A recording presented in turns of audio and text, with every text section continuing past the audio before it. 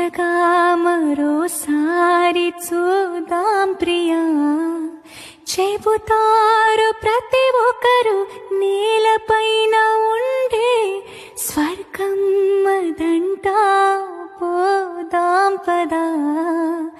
ఆ మంచు కనుమల్లో నేర్పించమంటే నేర్పిస్తా ప్రేమంటే ఏంటో.